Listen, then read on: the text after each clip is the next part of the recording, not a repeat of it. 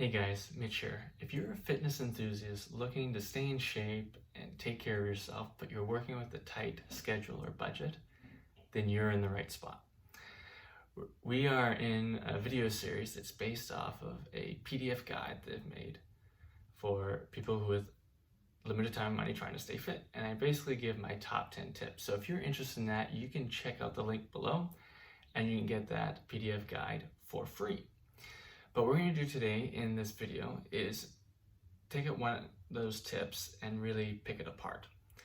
And, this is really important to me because when people start off, to exercise and get fit, they might be in a particular season of life where they have lots of free time or they have more leeway in their budget. So, they got more wiggle room to play around with, but that doesn't mean it's always going to be like that.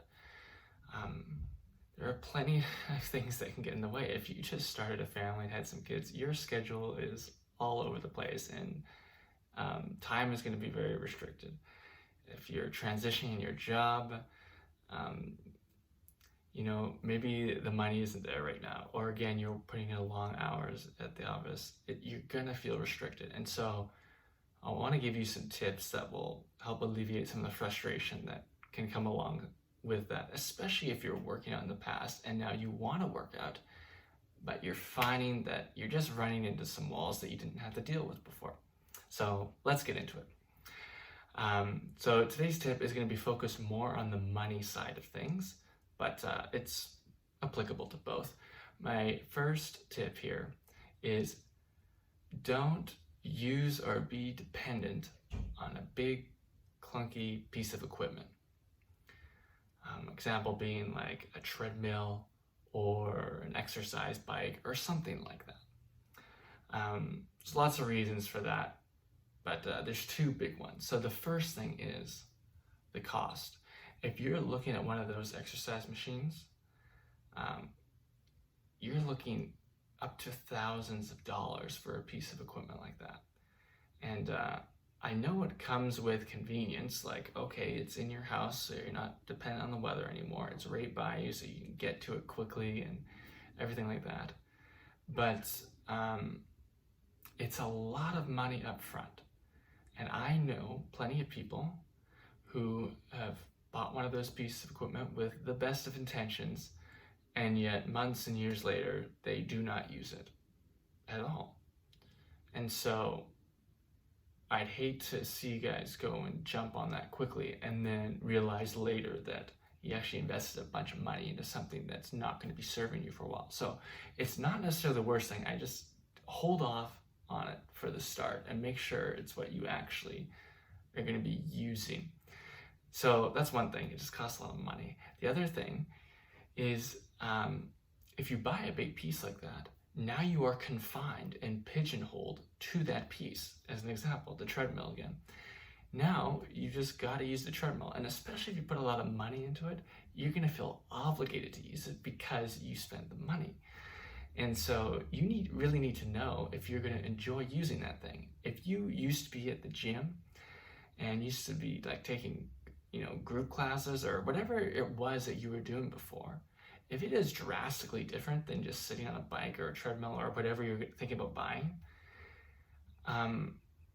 then there should be a learning curve with that. It's a different environment, and you might just find you get bored with it because you're stuck doing the same thing over and over again because it's the only thing you can do. And because you've invested so much money into it, you don't want to buy more pieces of equipment right now.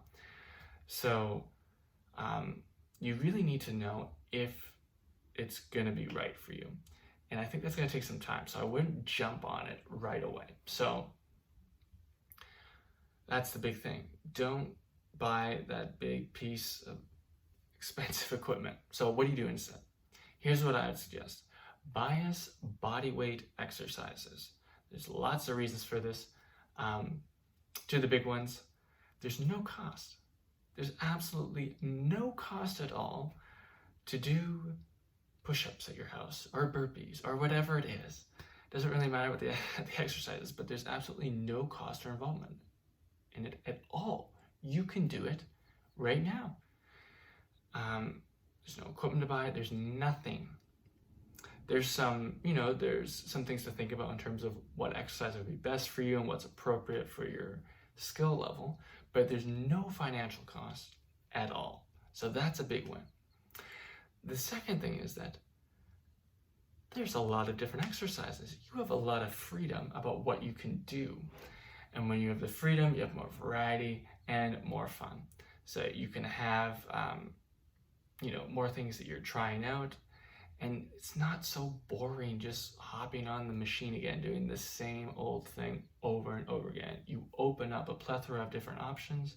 You can experiment with those different exercises and, figure out what works for you, what you find enjoyable. The last point I'd make is that if you're going to buy equipment, buy small pieces of equipment slowly. So start off with the body weight exercises, figure out what you like, and then if you want to buy something, your first piece should be adjustable dumbbells.